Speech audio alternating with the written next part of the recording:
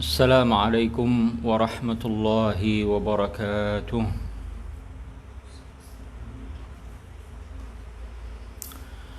الحمد لله رب العالمين الملك الحق المبين، والصلاة والسلام على سيدنا محمد الصادق الوعد الأمين، وعلى آله وصحبه الطيبين الطاهرين. نخلص نياتنا لله تعالى. معاشر المسلمين والmuslimat,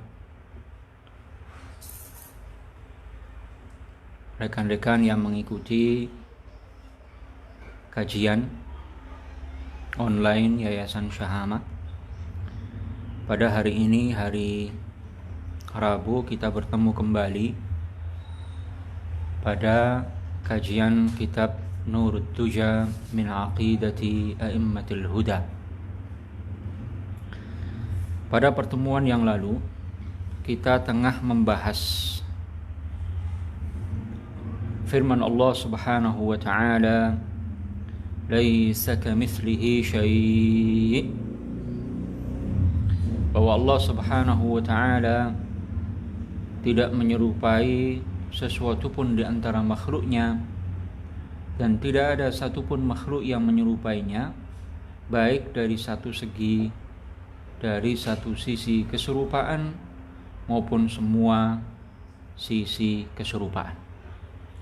Telah kita jelaskan pada pertemuan sebelumnya bahwa ayat ini adalah ayat yang paling tegas, yang paling jelas di dalam Al-Quranul Karim, yang menjelaskan tentang prinsip tanzih, prinsip keyakinan bahwa Allah Subhanahu wa ta'ala tidak menyerupai sesuatu pun di antara makhluknya.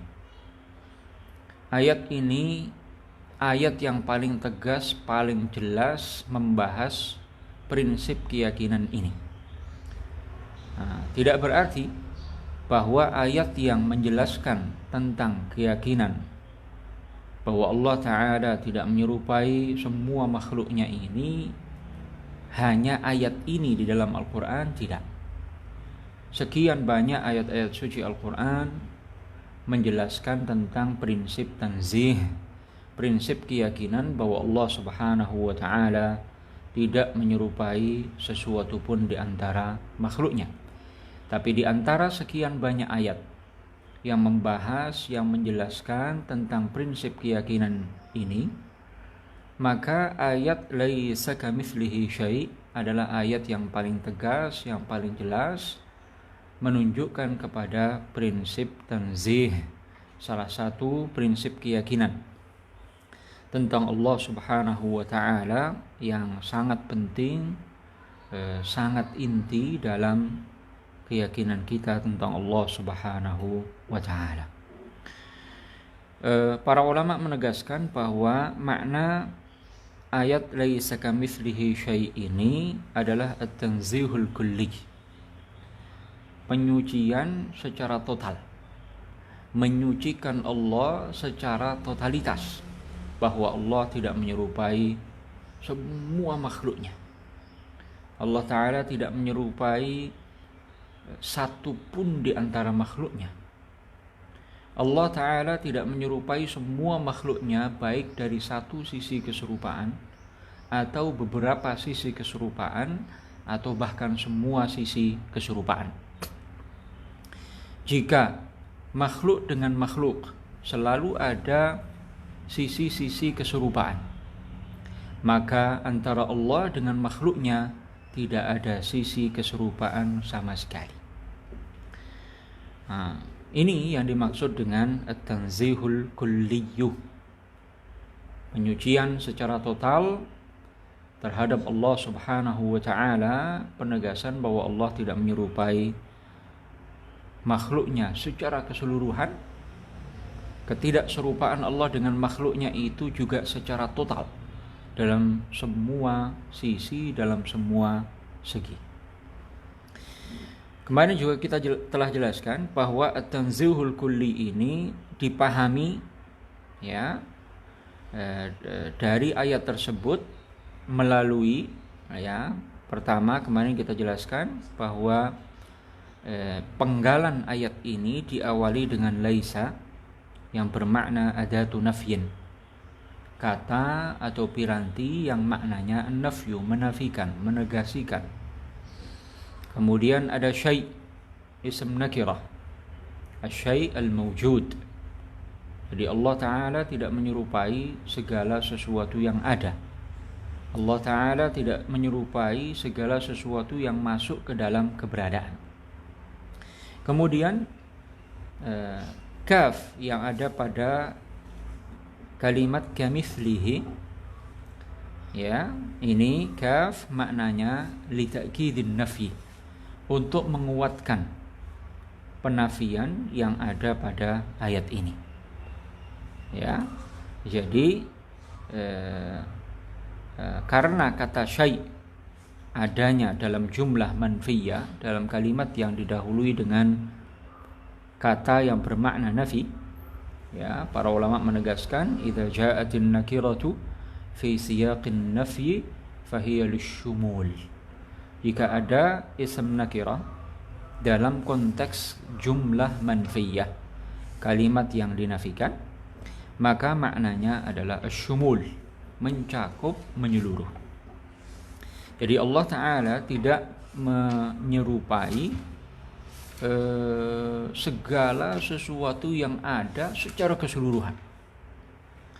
Allah Ta'ala tidak menyerupai makhluk-makhluk seluruhnya. Ya. Nah, kemudian makna ini dikuatkan dengan kaf yang ada pada kalimat kamitslihi. Ya.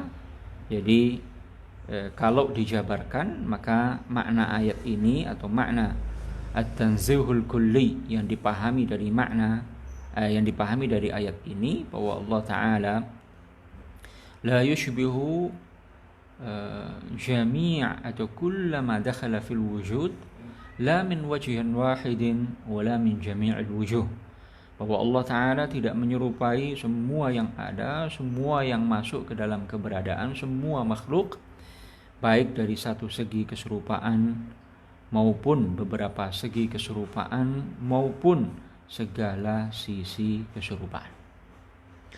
Kemudian kemarin telah kita jelaskan, Allah tidak menyerupai semua makhluknya. Ya, makhluk itu terbagi menjadi dua. Ada benda, ada sifat benda. Ada benda, ada sifat benda.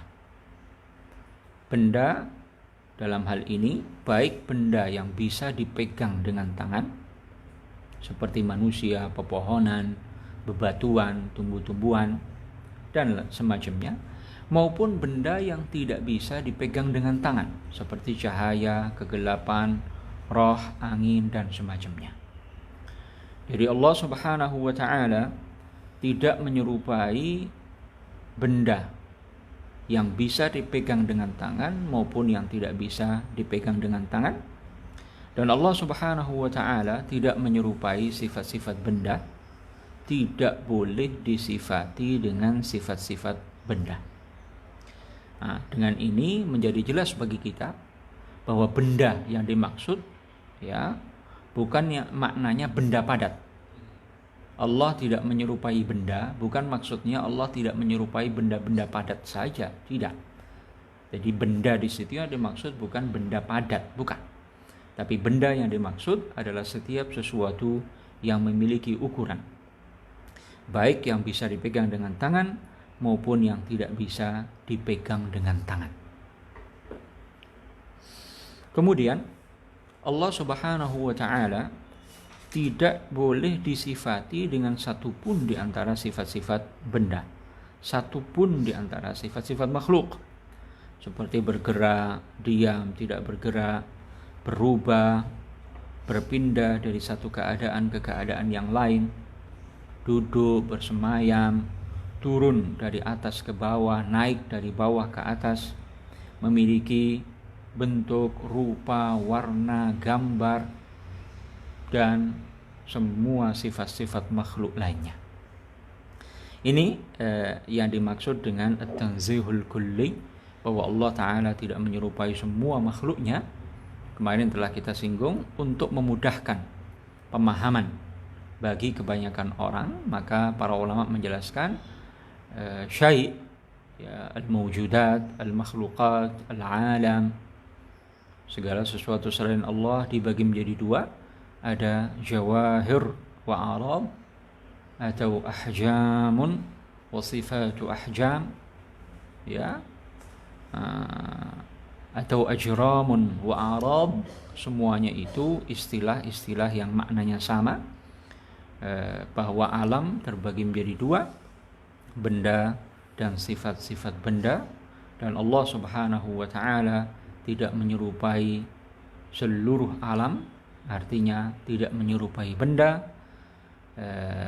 Zat Allah Ta'ala bukan benda yang bisa dipegang dengan tangan. Zat Allah bukan benda yang tidak bisa dipegang dengan tangan. Allah tidak boleh disifati dengan sifat-sifat makhluk. Allah tidak boleh disifati dengan satu pun di antara sifat-sifat makhluk, karena sifat-sifat Allah tidak menyerupai sifat-sifat makhluknya. Kemudian kemarin juga kita telah jelaskan dari ayat inilah diambil dalil bahwa Allah Ta'ala maha suci dari menyerupai benda, dan Allah Ta'ala, ya, tidak disifati dengan bertempat di salah satu arah atau di semua arah. Allah Ta'ala maha suci dari bertempat di atas arus, atau di bawah arus, atau di sebelah kanan arus, atau di sebelah kiri arus. Dan Allah Ta'ala maha suci dari semua sifat-sifat makhluknya. Kemudian kemarin telah kita jelaskan pula bahwa para ulama salaf meyakini tanzih ini, bahwa, ya, para ulama salaf kemarin sudah disebutkan dalam kitab yang kita kaji, perkataan al-Imam Abu Hanifah, anna yushbihul khaliqu makhluqah, bahwa Allah Ta'ala mustahil menyerupai makhluknya. Allah adalah pencipta, mustahil menyerupai ciptaannya. Kemudian juga telah disebutkan perkataan al-Imam Malik, wa kaifa anhu marfu', bahwa sifat-sifat makhluk seluruhnya itu mustahil bagi Allah Subhanahu wa ta'ala, karena al-kaif kullu ma kana min sifatil makhluqin, semua sifat-sifat makhluk apapun itu, ya, baik itu duduk, bersemayam, bertempat, berada di atas sesuatu dengan jarak, dan semua sifat-sifat makhluk apapun itu mustahil bagi Allah Subhanahu wa ta'ala. Jadi kesimpulan penting dari materi yang kita bahas pada pertemuan yang lalu, bahwa prinsip tanzih ini adalah keyakinan kaum muslimin. Prinsip tanzih adalah akidah yang dijelaskan oleh Al-Quran dan wajib diyakini oleh setiap muslim.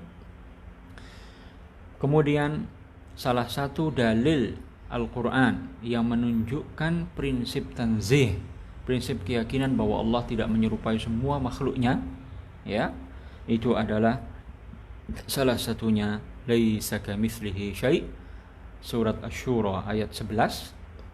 Ini salah satu dalil yang menunjukkan prinsip tanzih ini, dan ini merupakan ayat yang paling tegas, paling jelas di dalam Al-Quran yang menerangkan tentang prinsip tanzih ini. Kemudian kenapa laisa kamitslihi syai' ini menjadi ayat yang paling jelas, paling tegas, menunjukkan kepada prinsip keyakinan bahwa Allah tidak menyerupai semua makhluknya, karena makna yang ditunjukkan oleh ayat ini adalah at-tanzihul kulli, ya, penyucian secara total, ya, terhadap Allah Subhanahu wa ta'ala dari menyerupai semua makhluk, ya, baik dari satu sisi keserupaan maupun semua sisi keserupaan. Kemudian disimpulkan atau salah satu ditegaskan bahwa salah satu keyakinan yang diambil dari prinsip tanzih ini bahwa zat Allah bukanlah benda, baik benda yang bisa dipegang dengan tangan atau benda yang tidak bisa dipegang dengan tangan. Juga ditegaskan ya bahwa disimpulkan dari ayat laisa kamitslihi syai' dari at-tanzihul kulli bahwa Allah Maha Suci dari menempati sebuah ruang kosong. Allah Ta'ala Maha Suci dari sifat bertempat ya, baik ya di atas arus atau di bawah arus atau di kanan arus atau di kiri arus, atau Allah juga Maha Suci dari bertempat di atas langit. Allah Ta'ala Maha Suci dari sifat bertempat, karena bertempat adalah sifat makhluk. Allah Ta'ala wajib diyakini ada tanpa tempat, tanpa arah. Kemudian terakhir bahwa para ulama salaf radhiyallahu ta'ala anhum memahami dari ayat laisa kamitslihi syai', meyakini dari ayat laisa kamitslihi syai' dan ayat-ayat lainnya bahwa Allah Subhanahu wa ta'ala tidak menyerupai semua makhluknya. Dan prinsip ini diungkapkan oleh para ulama salaf ya secara global dan secara terperinci. Ini tambahan yang akan kita sampaikan pada pertemuan kali ini, bahwa para ulama salaf radhiyallahu taala anhum menegaskan prinsip tanzih ini secara global dan secara terperinci. Para ulama salaf menyampaikan atau mengungkapkan prinsip tanzih ini dengan perkataan mereka yang sangat terkenal, bila kaifin atau bila kaifiyah, atau yang ditegaskan oleh Imam Malik wa kaifa anhu marfu'. Ini secara global ya. Jadi kalau kita dengar atau baca perkataan para ulama salaf tentang masalah tertentu, kemudian mereka mengatakan bila kaif atau bila kaifiyah ya, maka yang dimaksud apa? Bahwa salah satu sifat Allah ya yang disebutkan sebelumnya misalnya itu bila kaif, bila kaifiyah, wala kaifiyah. Artinya sifat apapun yang telah ditetapkan bagi Allah, maka itu semuanya bukan kaifiyatun minal kaifiyat, bukan sifat makhluk. Nah, ya, jadi kalau dikatakan misalnya Allah Ta'ala memiliki sifat istiwa bila kaif, apa itu maknanya? Bila kaif artinya bahwa istiwa Allah ya, atau istiwa yang merupakan salah satu sifat Allah itu bukan kaifiyatun minal kaifiyat, bukan. Jadi ketika dikatakan Ar-Rahmanu 'alal 'arsy istawa, Allah memiliki sifat istiwa 'alal 'arsy. Maka Imam Malik misalnya mengatakan wa kaifa anhu marfu'. Beliau menjelaskan tentang ayat ini. Konteks perkataan yang beliau sampaikan wa kaifa anhu marfu' itu ketika menjelaskan tentang makna ayat ini. Jadi beliau mengatakan Ar-Rahmanu 'alal 'arsy istawa kama wasafa nafsahu wa la yuqalu kaifa wa kaifa anhu marfu'. Allah Ta'ala memiliki sifat istiwa sebagaimana disebutkan dalam Al-Qur'an ya, tapi tidak boleh ditanyakan kaifa istawa ya, karena di situ dalam kalimat itu menggunakan kata kaifa bagi Allah. Padahal apa? Wa kaifa anhu marfu'. Padahal kaif itu mustahil bagi Allah. Artinya Al-Imam Malik ingin menjelaskan bahwa istiwa Allah, istiwa yang merupakan sifat Allah, maknanya bukan kaifiyatun minal kaifiyat, bukan duduk, bukan bersemayam, bukan berada di atas arus dengan jarak ya, bukan duduk menempel kepada arus, bukan bersemayam, menetap, mengisi ruang kosong di atas arsy, juga bukan berada di atas arsy dengan jarak, dan sifat-sifat semacamnya.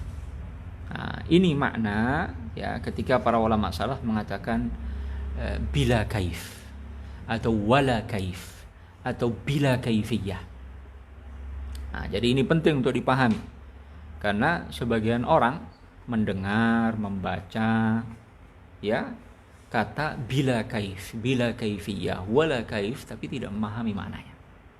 Jadi para ulama salaf ketika mengatakan bila kaif atau wala kaif atau bila kaifiyah, maka yang mereka maksud adalah menegaskan bahwa zat Allah atau sifat Allah tidak menyerupai sifat-sifat, tidak menyerupai zat dan sifat-sifat makhluk. Bahwa sifat Allah istiwa atau sifat-sifat yang lain itu bukan kaifiyatun minal kaifiyat, bukan duduk, bukan bersemayam, ya, bukan berada di atas arsy misalnya dengan jarak, ya. Kalau Allah disifati misalnya dengan wajah, maka maknanya bukan anggota badan, bagian tubuh, ya, dan seterusnya. Jadi itu prinsip tanzih diungkapkan oleh para ulama salaf dengan kata atau kalimat yang sangat ringkas. Ya, nah, kalimat yang ringkas ini ada yang memahaminya dengan baik, yaitu mayoritas kaum muslimin, ahlus sunnati wal jamaah, dan ada mereka yang mendengar, membaca tapi tidak memahami, seperti golongan musyabbihatun mujassimah, golongan yang menyerupakan Allah dengan makhluknya dan meyakini bahwa Allah adalah jism. Mereka baca itu, mereka dengarkan itu perkataan para ulama salaf, tapi mereka tidak memahami maknanya. Kemudian tadi kita singgung bahwa para ulama salaf juga menegaskan prinsip tanzih ini secara terperinci.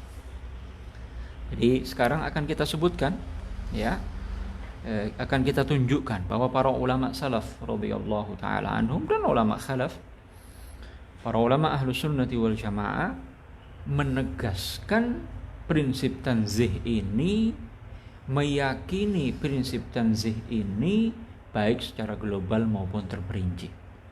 Atau dengan kalimat lain ingin kami sampaikan bahwa apa makna tanzih bagi para ulama salaf dan khalaf, ya, bagaimana makna tanzih ini diungkapkan oleh para ulama salaf, bagaimana para ulama salaf memahami tanzih, memahami prinsip keyakinan bahwa Allah tidak menyerupai semua makhluknya, ya. Nah, kita akan sebutkan, ya, bagaimana para ulama salaf memahami, meyakini dan menegaskan prinsip tanzih, keyakinan bahwa Allah tidak menyerupai semua makhluknya. Penjabarannya seperti apa? Ya. Nah, ini kitab yang di tangan saya, Syarah Kitab Al-Fiqhil Akbar. Kitab Al-Fiqhul Akbar itu karangan Al-Imam Abu Hanifah radhiyallahu taala anhu. Ya, ini sengaja saya ambil cetakan Darul Kutub Al-Ilmiyah, Syarah Kitab Al-Fiqhil Akbar lil Imam Al-Azam Abi Hanifah An-Nu'man Ibn Thabit Al-Kufi radhiyallahu anhu. Kita semua tahu Al-Imam Abu Hanifah adalah salah seorang ulama salaf ternama, lahir tahun 80 Hijriah dan meninggal tahun 150 Hijriah. Di bagian belakang dari kitab ini matan Al-Fiqhil Akbar lil Imam Abi Hanifah radhiyallahu taala anhu. Sekarang kita akan lihat bagaimana Al-Imam Abu Hanifah menjelaskan prinsip tanzih. Ya. Kita lihat di bagian awal dari kitab Al-Fiqhil Akbar ini, Al-Imam Abu Hanifah menegaskan prinsip tanzih dengan kalimat beliau, la yushbihu syai'an minal asya' min khalqihi wa la yushbihuhu syai'un min khalqihi. Beliau menegaskan, la yushbihu syai'an minal asya' min khalqihi wa la yushbihuhu syai'un min khalqihi. Allah tidak menyerupai sesuatu pun dari segala sesuatu yang ada di antara makhluknya. Wala yushbihuhu syai'un min khalqihi, dan tidak ada sesuatu pun di antara makhluknya yang menyerupainya. Ini perkataan Imam Abu Hanifah. Kemudian bagian dalam kitab ini yang menjelaskan tentang tanzih pula, beliau mengatakan, wa sifatuhu fil azali ghairu muhdatsatin wala makhluqah. Sifat-sifat Allah, ya, itu Allah disifati dengannya pada azal, tanpa permulaan. Sifat-sifat Allah bukan baharu, bukan diciptakan. Faman qala innaha makhluqatun aw muhdatsatun aw waqafa aw syakka fiha fahuwa kafirun billahi ta'ala. Barang siapa mengatakan bahwa sifat-sifat Allah itu makhluk atau baharu, ada setelah sebelumnya tidak ada, atau dia tidak mengambil sikap, tidak mengatakan sifat Allah azali, tidak mengatakan sifat Allah baharu, au syakka fiha, atau dia ragu-ragu sifat Allah itu, ya, dia pada dirinya ragu-ragu sifat Allah itu ada tanpa permulaan ataukah ada setelah sebelumnya tidak ada, ataukah Allah Ta'ala tadinya tidak bersifat dengan sifat-sifat itu lalu bersifat dengan sifat-sifat itu. Yang meragukan ini, yang tidak mengambil sikap atau mengatakan sifat Allah baharu, maka dia telah keluar dari Islam. Di sini jelas Imam Abu Hanifah menegaskan, ya, bahwa bagian dari tanzih, bahwa sifat-sifat Allah Ta'ala tidak boleh diyakini hadithah, tidak boleh diyakini bahwa sifat-sifat Allah baharu. Ini bagian dari tanzih. Bahkan tidak boleh diragukan bahwa sifat-sifat Allah itu azali. Sebagaimana zat Allah azali, sifat-sifat Allah azali. Zat Allah tidak memiliki permulaan, sifat-sifat Allah juga tidak memiliki permulaan. Kemudian masih dalam kitab Al-Fiqhul Akbar, Al-Imam Abu Hanifah radhiyallahu taala anhu menegaskan kembali prinsip tanzih. Beliau mengatakan, wa sifatuhu kulluha bi khilafi sifatil makhluqin. Sifat-sifat Allah seluruhnya tidak menyerupai sifat-sifat makhluk. Ya'lamu la ka'ilmina wa yaqdiru la kaqudratina wa yara la karu'yatina wa yasma'u la kasam'ina wa yatakallamu la kakalamina wa nahnu natakallamu bil alati wal huruf wallahu ta'ala yatakallamu bila alatin wala huruf. Ya, apa kata beliau? Sifat-sifat Allah seluruhnya tidak menyerupai sifat-sifat makhluk. Allah mengetahui, Allah disifati dengan ilmu, tapi tidak seperti ilmu kita. Allah disifati dengan qudrah, tapi tidak seperti qudrah kita, makhluk. Allah melihat, tetapi tidak seperti kita melihat. Allah mendengar, tidak seperti kita mendengar. Allah juga berkalam, tidak seperti kita berkalam, kita berbicara. Kita berbicara dengan alat, dengan organ-organ pembicaraan. Mulut, lidah, ya, dan seterusnya, bibir. Wal huruf, kita berbicara dengan huruf. Wallahu ta'ala yatakallamu bila alatin wala huruf. Allah berkalam bukan dengan anggota atau organ pembicaraan, juga bukan dengan huruf.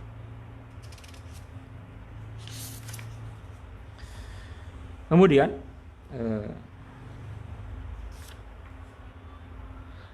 Al-Imam Abu Hanifah radhiyallahu taala anhu juga menegaskan prinsip tanzih. Wa huwa syai'un la kal asya. Beliau mengatakan Allah Ta'ala itu ada tetapi tidak seperti semua yang ada. Wa makna syai'i, makna syai' bagi Allah, itsbatuhu, menetapkan adanya Allah, bila jismin, tanpa Allah merupakan jism, wala jauharin, tanpa Allah adalah jauhar, wala aradin, tanpa Allah adalah arad. Ya, Kita wajib menetapkan adanya Allah Ta'ala dan meyakini bahwa Allah bukan jism, bukan jauhar, juga sifat-sifat Allah bukan arad seperti sifat-sifat makhluk. Kita lihat Al-Imam Abu Hanifah menyucikan Allah dari jism, dari jauhar, dari arad. Wala hadda lahu, dan Allah Ta'ala tidak memiliki ukuran. Al-Imam Abu Hanifah menyucikan Allah dari memiliki ukuran. Ya. Dan masih banyak lagi ya prinsip-prinsip tanzih yang diutarakan oleh Imam Abu Hanifah dalam sekian banyak kitab-kitab beliau dalam ilmu tauhid, dalam ilmu kalam. Beliau jelas salah seorang ulama salaf, memahami prinsip tanzih seperti yang sudah kita jelaskan. Beliau menegaskan bahwa sifat-sifat Allah tidak menyerupai sifat-sifat makhluknya. Sifat-sifat Allah itu azaliyah, abadiyah, bukan muhdatsah, bukan makhlukah, bukan sifat-sifat yang baru muncul setelah sebelumnya tidak ada. Kemudian tadi telah kita baca Al-Imam Abu Hanifah menyucikan kalam Allah dari huruf, dari suara, dari organ-organ pembicaraan. Ya, juga tadi ditegaskan Al-Imam Abu Hanifah menyucikan Allah dari jism, dari jauhar, dari arad, dari had, dari ukuran yang merupakan itu semuanya adalah makhluk dan sifat-sifat makhluk. Kemudian kitab yang lain, ini kitab Al-Aqidah At-Tahawiyah tapi dengan syarah. Kita tahu Al-Aqidah At-Tahawiyah karya Imam Abu Ja'far Ahmad ibn Muhammad ibn Salamah At-Tahawi, salah seorang ulama salaf ternama, lahir tahun 227 Hijriah, meninggal tahun 321 Hijriah. Ini cetakan Darul Kutub Al-Ilmiyah. Syarah Tahawiyah ini lil Qadhi Ismail ibn Ibrahim bin Ali Asy-Syaibani, meninggal tahun 629. Kita lihat bagaimana Al-Imam Abu Ja'far At-Tahawi menegaskan prinsip tanzih. Pertama, ketika menjelaskan akidah para ulama salaf ini, beliau mengatakan wala yushbihul anam, bahwa Allah Ta'ala tidak menyerupai manusia dan makhluk seluruhnya.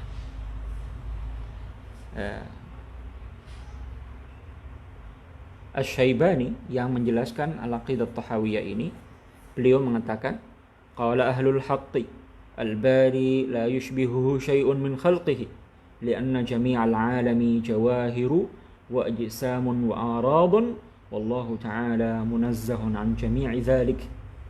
Allah Ta'ala tidak menyerupai, tidak ada sesuatu pun yang menyerupainya di antara makhluknya, karena alam seluruhnya adalah jauhar atau jism dan arad, dan Allah Ta'ala maha suci dari semua itu. Ini saat beliau mengatakan wala yushbihul anam. Kemudian Al-Imam Abu Ja'far At-Tahawi juga mengatakan hayyun la yamut qayyumun la yanam. Beliau menegaskan tentang Allah bahwa Allah itu hidup, la yamut, tidak akan mati, qayyumun la yanam, Allah Ta'ala tidak membutuhkan kepada semua makhluknya, dan yang mengatur seluruh makhluk, la yanam, Allah tidak disifati dengan tidur. Allah maha suci dari sifat tidur. Kemudian beliau juga menegaskan prinsip tanzih ini ya, dengan menegaskan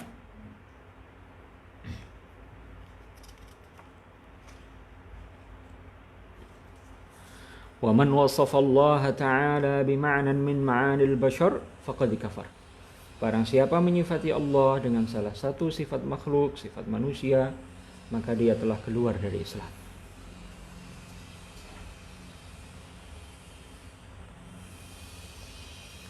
Lebih tegas lagi, Al-Imam Abu Ja'far At-Tahawi menegaskan ta'ala 'anil hududi wal ghayati wal arkani wal a'dha'i wal adawat la tahwihil jihatus sittu kasailil mubtada'at. Nanti lebih jauh ini akan kita jelaskan pada pelajaran-pelajaran berikutnya, tapi intinya dalam pernyataan beliau ini tanzihun sharih. Beliau tegas-tegas menyatakan bahwa Allah Maha Suci dari memiliki ukuran, dari batas-batas akhir, dari sisi-sisi, dari anggota badan yang besar, ya, seperti kepala, tangan, kaki. Wal adawat, Allah Maha Suci dari anggota-anggota badan, bagian-bagian tubuh yang kecil, al-ajza'us shaghirah, seperti lidah, anak lidah. La tahwihil jihatus sittu kasairil mubtada'at. Allah Ta'ala Maha Suci dari arah dan tempat. Ya. Jadi kita lihat bagaimana para ulama salaf menyucikan Allah Subhanahu wa ta'ala dari menyerupai makhluknya, dari sifat-sifat makhluknya. Ya, Allah Ta'ala Maha Suci dari anggota badan, bagian-bagian tubuh yang besar, yang kecil. Allah Ta'ala Maha Suci dari ukuran. Allah Ta'ala Maha Suci dari tempat dan arah. Al-Imam Malik radhiyallahu ta'ala anhu saat menafsirkan hadithun nuzul, apa yang beliau katakan? Nuzulu rahmah la nuzulu nuqlah. Nuzul yang dimaksud dalam hadis itu turun rahmat Allah, bukan zat Allah turun mengosongkan tempat yang tinggi, yang di atas, kemudian bergerak berpindah mengisi ruang kosong yang tempatnya lebih di bawah. Tidak. Al-Imam Malik menegaskan bahwa Allah Ta'ala yang turun setiap sepertiga malam terakhir itu rahmatnya. Sedangkan zat Allah Subhanahu wa Ta'ala tidak disifati dengan turun dari atas ke bawah, berpindah, bergerak, mengosongkan suatu tempat dan mengisi tempat yang lain. Jadi ini makna tanzih dalam keyakinan para ulama salaf. Ya, makna atau penjabaran, ya, dari prinsip keyakinan bahwa Allah tidak menyerupai semua makhluknya. Ya. Jadi para ulama Ahlus Sunnati wal Jamaah dari dulu hingga sekarang, ya, menyucikan Allah dari segala keserupaan dengan makhluk, menyucikan Allah Ta'ala dari anggota badan, bagian tubuh, menyucikan Allah Ta'ala dari ukuran, menyucikan Allah Ta'ala dari tempat, dari arah, menyucikan kalam Allah dari berupa huruf, suara, dan bahasa, ya, menyucikan Allah dari sifat duduk, bersemayam, ya, turun dari atas ke bawah, naik dari bawah ke atas. Ini, ya, bukan ulama Ahlus Sunnah belakangan membuat-buat itu, ya, tidak. Tapi ini dari dulu, ya, dari kalangan para ulama salaf sudah menjelaskan prinsip-prinsip keyakinan ini baik secara global maupun terperinci. Ya, tadi sudah kita sebutkan perkataan Al-Imam Abu Hanifah, ya, juga perkataan Al-Imam Abu Ja'far At-Tahawi yang menjelaskan tentang akidah para ulama salaf. Tadi juga sudah kita singgung perkataan Al-Imam Malik, ya, yang menegaskan bahwa Allah Maha Suci dari nuzul dengan makna turun dari atas ke bawah, mengosongkan sebuah tempat, mengisi sebuah tempat, ya. Dan perkataan Imam Malik ini diriwayatkan atau disebutkan oleh Imam Nawawi dalam syarah Sahih Muslim, Az-Zurqani dalam syarah Muwatta al-Imam Malik, dan para ulama lainnya. Hadirin hadirat ma'asyiral muslimin wal muslimat, jadi sekali lagi penjabaran prinsip tanzih sebagaimana kemarin sudah kita jelaskan, ya, ini bukan hal baru. Ini keyakinan para ulama salaf. ya. Setiap item yang kita jelaskan kemarin bahwa Allah Maha Suci dari benda dan sifat-sifat benda. Allah bukan hajm, tidak disifati dengan sifat al-hajm. Allah bukan jauhar, sifat-sifat Allah bukan arad. Itu bukan hal baru. Ya, Al-Imam Abu Hanifah tadi telah kita jelaskan, menjelaskan itu bil-lafz, ya, dengan kata yang persis dengan ini yang kita sampaikan ini. Ya, Al-Imam Abu Ja'far At-Tahawi juga menegaskan keyakinan para ulama salaf, bukan keyakinan beliau sendiri saja, tidak, tapi keyakinan semua para ulama salaf bahwa Allah Maha Suci dari anggota badan yang besar, yang kecil, dari memiliki ukuran, dari tempat dan arah. Jelas sekali. Ya. Nah, karena itulah maka prinsip ini mari kita pegang teguh. Jangan percaya kalau ada orang yang mengatakan kalimat-kalimat tanzih, ya, yang kalian ucapkan itu katanya itu buat-buatan kalian saja. Kalian di masa belakangan, ya, ilmu yang kalian tekuni yang mengatakan Allah Maha Suci dari ini, Allah tidak disifati dengan ini, itu buat-buatan kalian, tidak ada dalam Al-Quran, tidak ada dalam hadis, tidak pernah dijelaskan, ditegaskan oleh para ulama salaf. Perkataan itu semuanya tidak benar. Perkataan itu semuanya tidak benar, karena telah kita buktikan bahwa para ulama salaf menegaskan secara global dan secara detail prinsip tanzih yang sudah kita jelaskan tadi. Sebagai bahan perenungan, ya, dan menguatkan apa yang sudah kita sampaikan bahwa Allah Ta'ala Maha Suci, ya, dari semua sifat-sifat makhluk, baik zatnya maupun sifat-sifatnya, ya. Kitab yang saya pegang Al-Asma' was Sifat, karangan Al-Imam Al-Baihaqi. Dari buku ini kita akan menyebutkan atau mengutip bagaimana sikap yang diambil oleh sahabat Abdullah ibnu Abbas ketika menafsirkan firman Allah Subhanahu wa taala, "Was-samaa'a banainaha bi'aidin wa inna lamusi'un."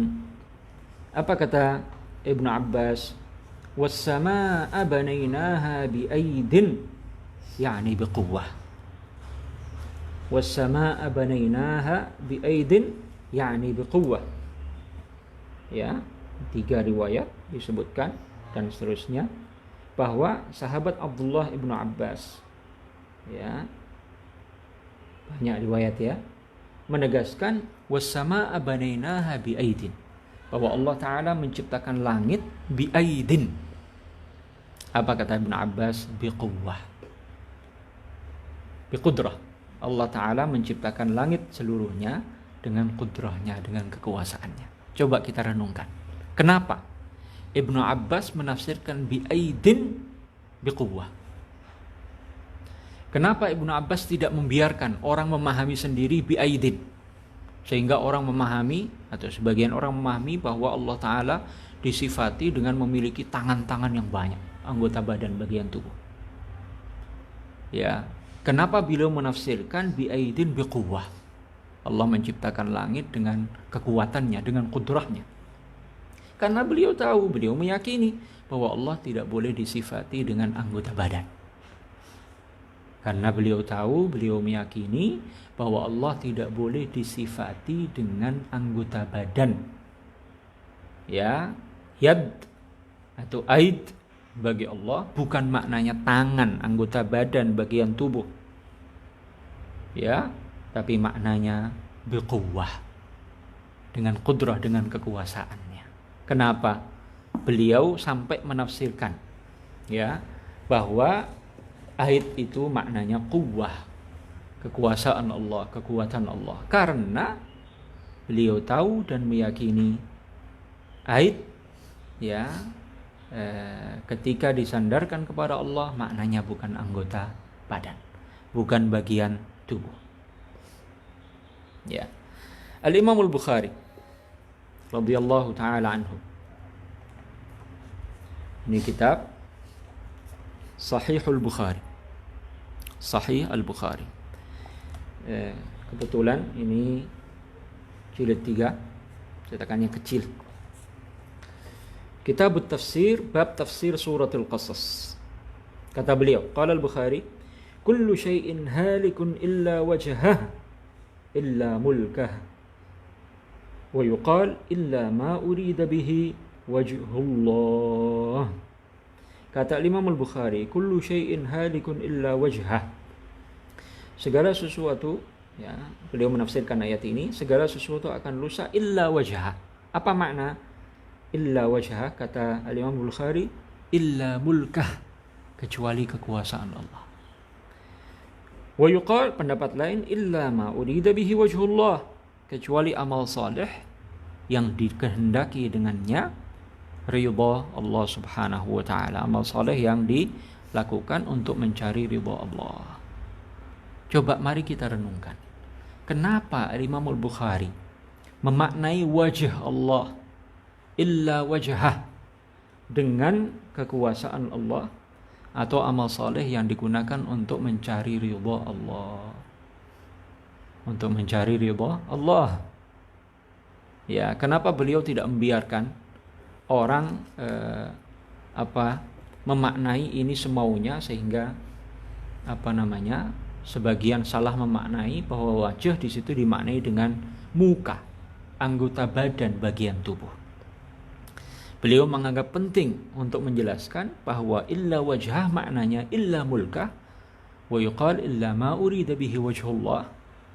Ya, bahwa yang dimaksud dengan wajah di situ adalah kekuasaan Allah atau amal saleh yang digunakan untuk mencari ridha Allah, karena beliau tahu, beliau meyakini bahwa wajah bagi Allah bukan maknanya anggota badan, bagian tubuh, bukan maknanya muka seperti wajah jika dinisbatkan kepada makhluk. Ya. Kemudian Al-Imam Ahmad Ibnu Hanbal dalam kitab Manaqib Al-Imam Ahmad Ibnu Hanbal karya Al-Imam Al-Baihaqi, beliau menegaskan bahwa Imam Ahmad Ibnu Hanbal menafsirkan firman Allah Ta'ala, wa jaa'a rabbuka. Kata beliau, innama ta'ti qudratuhu. Yang datang itu qudrah Allah, qudratullah maksudnya apa? Atharun min athari qudratillah. Tanda-tanda kekuasaan Allah yang disifati dengan datang, muncul. Itu adalah tanda-tanda kekuasaan Allah. Ini ayat berbicara tentang peristiwa-peristiwa dahsyat yang akan dimunculkan oleh Allah Ta'ala di yaumil qiyamah dengan kekuasaannya. Ya, takwil atau penafsiran Al-Imam Ahmad ini diriwayatkan, kata Al-Imam Al-Baihaqi, wa hadha isnadun sahihun la ghubara alaih. Ini sanadnya sahih, ya, tidak ada kelemahan sedikit pun, tidak ada keraguan sedikit pun tentang kesahihan sanadnya. Kemudian Al-Imam Al-Baihaqi menegaskan, wa fihi dalilun ala annahu kana la ya'taqidu fil maji' alladhi warada bihi al-kitab wan nuzul alladhi waradat bihi as-sunnah intiqalan min makanin ila makan kama ji'i dhawatil ajsami wa nuzuliha wa innama huwa ibaratun an zuhuri ayati qudratihi. Imam Baihaqi menegaskan dalam perkataan Imam Ahmad, wa jaa'a rabbuka ay ja'at qudratuhu atau innama ta'ti qudratuhu, itu terdapat dalil bahwa Imam Ahmad tidak meyakini bahwa al-maji' jaa'a yang dinisbatkan kepada Allah dalam Al-Quran dan an-nuzul yang dinisbatkan kepada Allah dalam hadis Imam Ahmad tidak meyakini bahwa maknanya adalah intiqalan min makanin ila makan, berpindah dari satu tempat ke tempat yang lain, seperti datangnya jism dan turunnya jism. Tapi maknanya wa innama huwa ibaratun an zuhuri ayati qudratihi, itu adalah ungkapan yang menunjukkan makna bahwa muncul tanda-tanda kekuasaan Allah Subhanahu wa taala. Kenapa Imam Ahmad menafsirkan wa jaa rabbuka dengan ja'at qudratuhu? Kenapa beliau tidak memaknai wa jaa rabbuka datang, Allah datang, pindah satu tempat ke tempat yang lain, bergerak? Tidak.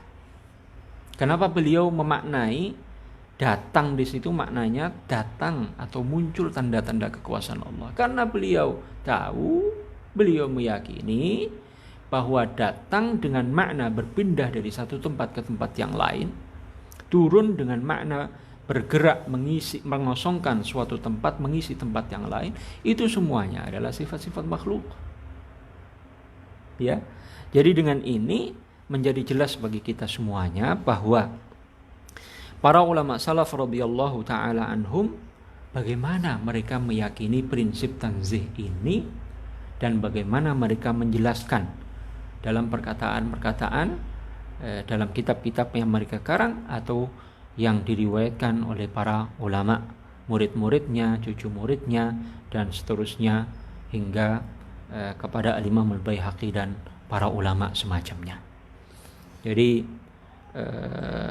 hendaknya kita pahami, ya, hendaknya kita tahu siapa yang paham ayat laisa kamitslihi syai', siapa yang tidak memahaminya.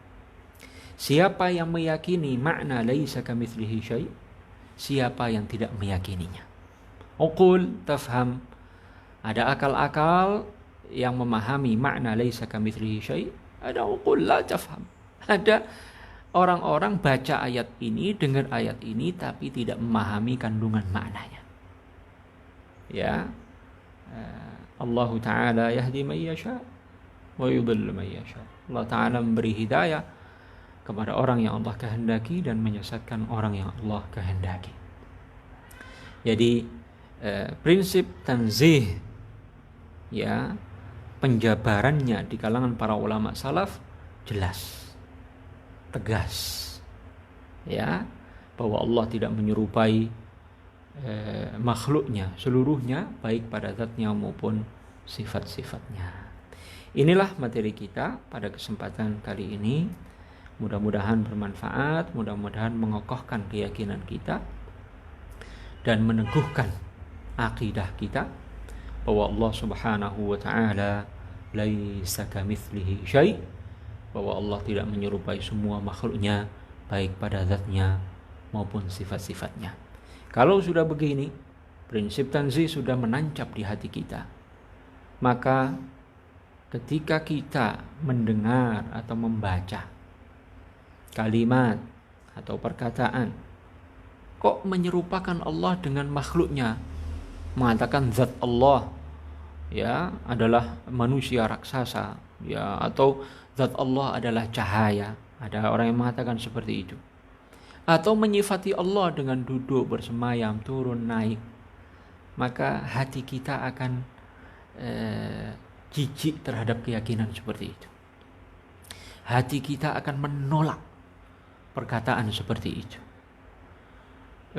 Jiwa kita, akal kita, ya, tidak akan menerima keyakinan seperti itu, karena itu bertentangan dengan akidah Al-Quran, karena itu bertentangan dengan keyakinan para ulama salaf dan keyakinan mayoritas umat Muhammad sallallahu alaihi wasallam. Mudah-mudahan bermanfaat. Hadanallahu wa iyyakum ajma'in. Assalamualaikum warahmatullahi wabarakatuh.